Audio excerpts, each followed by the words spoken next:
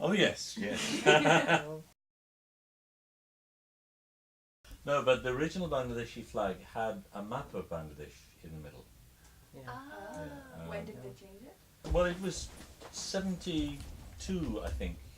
And it's very interesting why that is, why it is believed that is, because at that time uh, the term Bangladesh referred to West Bengal. So here was another entity called Bangladesh.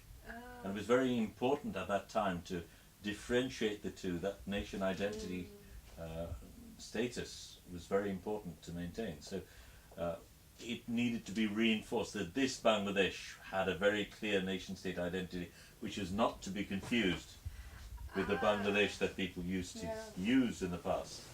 At one stage it no longer stayed necessary, but at that time it was quite important, because when you're fighting for your own space, you don't want to be confused with anyone else. That's the last thing you want. Well, it was from India's side as well. I don't know what happened to that struggle for democracy thing. I'm told that Ruxana picked it up, and it should now be at the Kobi Nazrul Centre. Okay. And then what happened is, in fact, I'll be talking to Whitechapel on Monday, because they want to do that as part of a show that they do. About time. Yeah. I was actually tempted, because it's called the Whitechapel, so I was going to delete the phrase chapel. It's just the most pathetic relationship with the local community ever. The last thing was like 1979. That was before I was born there. But there's like Farida Majid and Kaiser Hogg. There's loads of and even Navera Ahmed, who was an assistant for Henry Moore. There's loads of and then Zainul Abidin taught at Slade. There's loads of connections with British art history. Yeah. No one's bothered to map out. They're just too lazy. Obliterated. Yeah. I mean, I saw that. To do. Yeah. Well, what I also found is there's a poetry, a library of poetry in the South Bank. The reason I bring it up is I went to this poetry library, and it had a section on Bangla poets. It didn't have Nazrul Islam. I mean, pretty phenomenal. Yeah. So I don't know who makes up these things, but obviously these are organisations that have people running them who are salaried and get funding. It's not that. I think it's a lot to do like black urbanism is a way in which they define anything that's not white, and it almost overtakes every narrative. I don't think I've seen Mark Seeley talk. I know a lot. Sorry, I know Paul Goodwin, the Tate curator. I talked to him about Asia. He took like 4 pages of notes, and he was like, I had to point out to him that half of the South Asians in Britain had been through Africa, through Uganda and Kenya. And he's like, oh yeah, and it just never clicked with him before. I just think, what's your job? And then he hadn't heard of Tagore. I mean, he's a really nice guy, by the way. No, but for that reason, I actually think 71 is a very interesting space. Not simply because of what hadn't been in Pakistan and Bangladesh, or Pakistan and India and Bangladesh, but also the other things that happened. I mean, a friend of mine did an extensive series of oral histories, and one of the pieces he has is of a woman who was the secretary in charge of the refugees in Kolkata, and she was talking of how the presence of the 7th Fleet in the Bay of Bengal was what prompted Indira Gandhi into going nuclear. And then of course Pakistan goes nuclear, and the Pakistan effect catapults, and there are other countries that get to, it's phenomenal how these things happen, and you follow those routes. It's fascinating. There's been 2 huge exhibitions about Asia as a whole in Europe. One of them is called Thermocline at the ZKM, which is then. The other one's called Reimagine Asia, which is a lot better. But they all completely deleted Bangladesh from the whole trajectory. But I think what happens in Bangladesh is completely central, even to conception of world history. Like you think of the language movement that comes out of that, and then the famine, the 18th century famine, 1770, 15 million people starved to death, a third of the population died. Most people don't know that.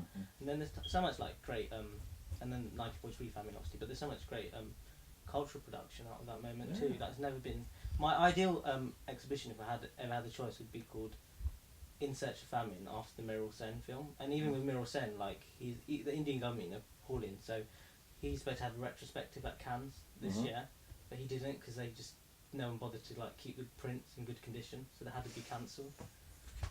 And he's just amazing. And you read his biography, and he was friends with Gabriel Garcia Marquez. And he's still alive as well. I know, and very And active. if you looked In at fact, I don't know if you know, he opened one of the Chobimalas. Oh, wow. Yeah, he was. oh wow, I didn't know that. Yeah. Well, have you got like so you've got Mahesh Devi, you've had. Mashata Devi we've had. Of You course, need Gayatri Spivak, and she's like Okay, that would be like the Yeah. sort of tying it up. tie Well, up actually, in Bengali world I've styles. been talking. Oh, yeah, but that would be a She's different thing. Bengali, but I've met her 3 times, and she frightens the death out of me, and she always picks on me in a lecture because she recognises me. Now, because the first time I met her, like I was wearing this T-shirt, it was a 1971 propaganda poster, and then I asked her to give me an autograph in Bengali, but I couldn't. So I can, my reading level was a bit infantile. So she signed it for me, and then we're in this big lecture hall, serious Goldsmith lecture hall.